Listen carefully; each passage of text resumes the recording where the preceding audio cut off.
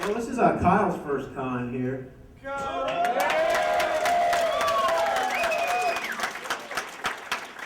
He's out from behind the couch. So nice of you. No problem. So you've done the theme song, you've done Spider-Man, and you were also in the Battletoads episode. And, Yes. Yeah. Adam's family, that's right. You were cousin It. Yeah, you were. See, you don't even remember half the time. In the Halloween episode where you did the one with Blind Wires and stuff, you had those two little kids and you were saying things like shit around them. Did you have any trouble with that with their parents and everything? In the Halloween episode, when I had the kids around me, like the cursing, I actually did not want to curse in front of the kids. His father told me it was fine, but I still didn't feel comfortable. So I actually did not. Like any of the parts where I cursed were actually added in later. So like, there's a part where I'm in the door. I'm like, what do I say? I'm like, he's got the trick or treat bag. I'm like, here's some candy for you, you fucking little like douchebags, whatever it was. They weren't even there when it's like. The camera's on my face, so it's just me in that shot. So we shot their parts separate, so I wasn't actually talking to them, I was feeding them different lines, so I guess there's your answer. Hey. I've been watching your videos for about 3.5 years, and I've noticed, I got 2 questions. I'm wondering, last year you answered a question about your favorite, what you thought was the best video game soundtrack. I want to know what you think the best video game soundtrack is, just based on NES games, and then along with that, I've noticed that you played Snake Rattle and Roll music twice, but never actually mentioned the game. What are your thoughts on that game?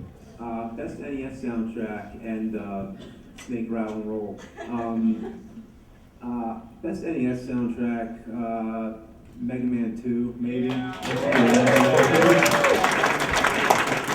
Off the top of my head, there's the Snake Rattle and Roll. I've used the music a lot, but never actually mentioned the game, which is funny. I like the game, but I've never had an opportunity to come into the videos yet. But the music's pretty cool.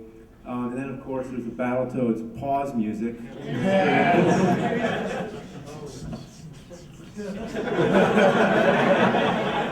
What goes into making the Monster Madness, and what are your plans for this year? I have plans are all over the place. There's a lot that goes into it. The Monster Madness takes almost all year to prepare. Like I have to, first it comes down to trying to narrow down to 30 or 31 videos because there's so many I want to do. And then this year coming up, I'm thinking of all different things. I wanted to do a Universal-a-thon thing and just do all the Universal monster movies. I also want to do all the Hammer ones, just get them all done and over with. But then I also want to do more obscure stuff. So I'm thinking this year to go with the more obscure. We'll see what happens. Hey James. Hey. Biggest fan. I need your opinion on something. What's the shittiest game that sucked ass? Shittiest game that sucked ass. I'm trying to be original, I guess. I played a whole galaxy of shitty games, so I don't really know. I would say, for me personally, it's still Dr. Jekyll and Mr. Hyde. I got one for you, James, and one for Kyle. What's the best soundtrack to a shitty game? And then Kyle, what's your favorite sort of remix of the theme that you've heard, or a whole bunch of your favorites? Okay.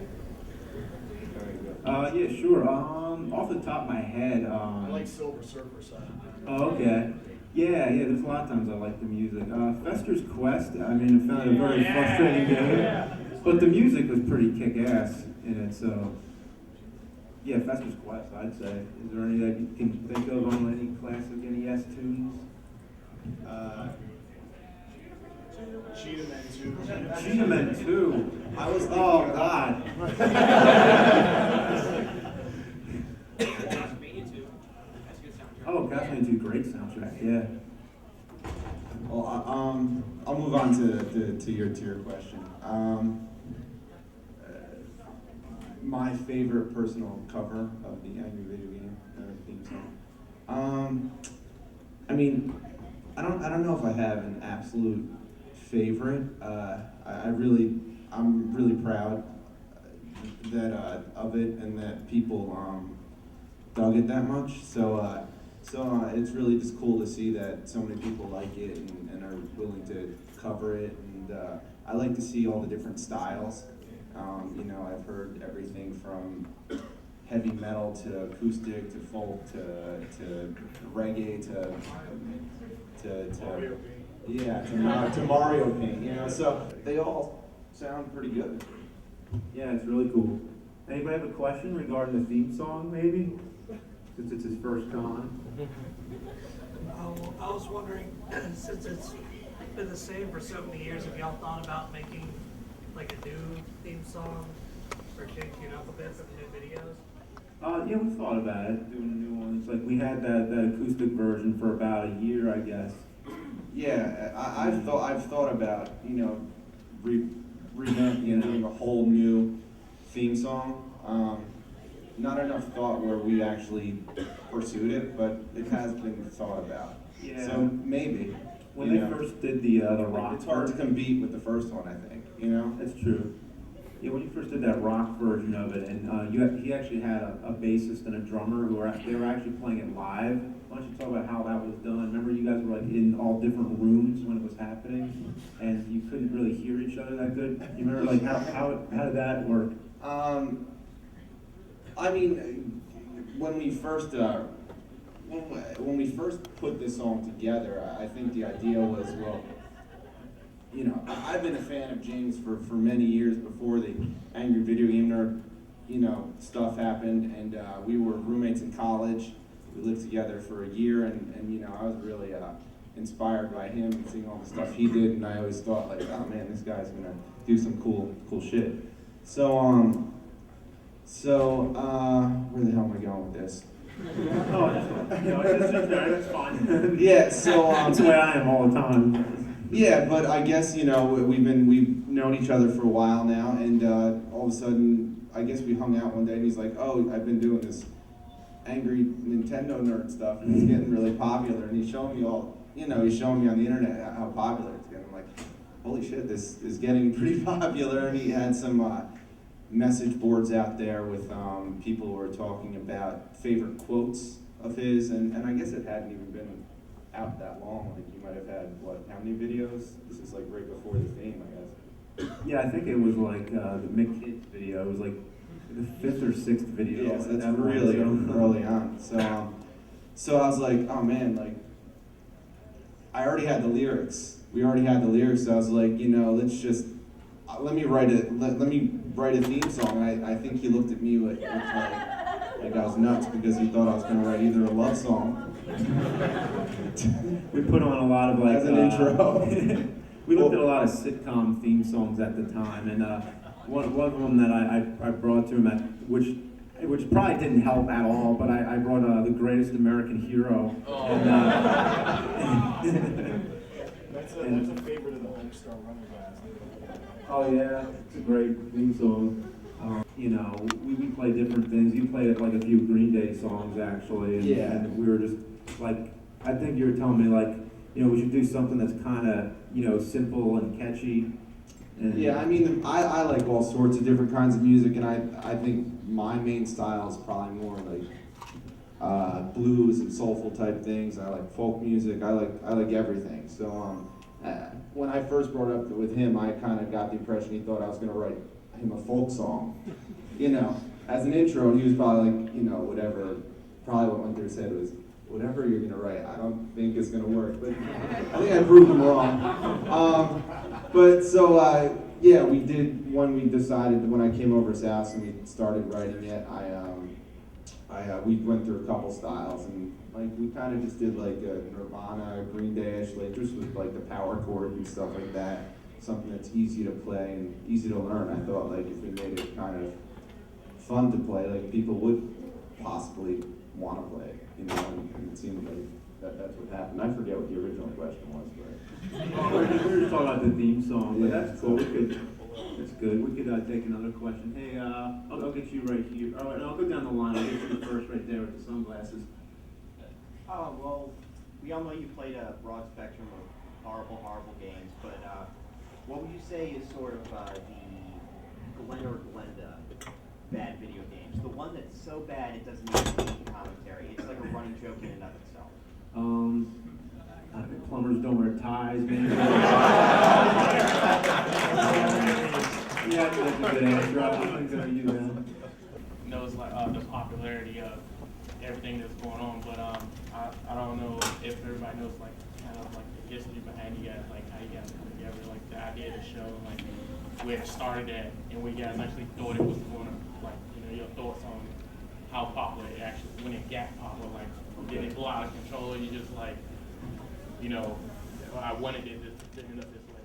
Okay, like what was it like starting just the nerd show in general, and what was it like, what did I think of the popularity when it started? Okay, well, when I first started, it felt like I've done stuff like that before. Like I recorded, when I was a little kid, when these games were current, sometimes I'd record the TV screen and then like comment over it while I'm playing it. So I guess that's really where you could trace it back to. Then at some point in college, when we were playing games, we would, mostly with Mike actually, Mike who helps with the video sometimes and plays the guest characters, we would play games in college, and a lot of times we would find funny things about the games, even games that we liked, you know. We'd play like Castlevania 2 and we'd like make fun of certain things in it that are weird or frustrating. And then one time I finally formulated it all into a video, just as something I did when I was bored, and then people thought it was hysterical, and I mean, I thought it was funny myself, but I didn't really like think that it would be what it was, and I didn't even do anything. The videos existed before YouTube, and you know, like a couple of years, and finally when YouTube came out, eventually I started posting a lot of my backlog of like old videos, and that was something that just like caught on, and it was just like very generic. Like everybody plays video games, everybody was able to like relate to it, I guess, and then it just kept, you know, getting bigger and bigger ever since that, and you know, so I just thought it was pretty cool. You know, it was nice to be able to share that, you know. So I guess that's about it. I'll go to you right there. I'm wondering, how did you start working for Spike TV, and do you see yourself working with them more in the future? Yeah, absolutely. Yeah, I do movie reviews on spike.com right now. So they got in touch with me and just said, because I've been doing like, you know, every once in a while I do movie stuff, like sort of just like movie critic kind of way, you know, whatever. And then I guess they saw that and they asked me to do it on Spike, and I was like, yeah, absolutely. So that's cool to have that opportunity. Yeah, I actually had a question for Kyle. I was wondering what, musically, what your biggest, I don't know if it's like a group or a band, like what you would say your biggest influence or. When I started, what was popular at the time was Nirvana and Metallica, and that's what I started with, but that actually changed a lot over the years. It went from Nirvana to Metallica to Jimi Hendrix to a song called, Red House, which is a 12-bar blues tune, and very bluesy, but with Jimmy playing it, it was just pretty amazing. And I guess like learning how to do some, which you don't see a lot of with what I do with James, but learning how to do solo with blues and stuff like that led into jazz, and then I eventually studied some of that stuff. But the big stuff now is because there's like an arc of I guess starting from Nirvana all the way to that. I mean, I listen to a lot of like softer music, which you can see in my own music. I love people. Obviously, the Beatles were a huge influence in my life, but I love a lot of new stuff. I like Ray LaMontagne. I like Damien Rice. I don't know if you guys know any of these people. what do you think of the Angry Video Game Nerd video game, and how did that come to existence? Oh, what's funny is which one actually?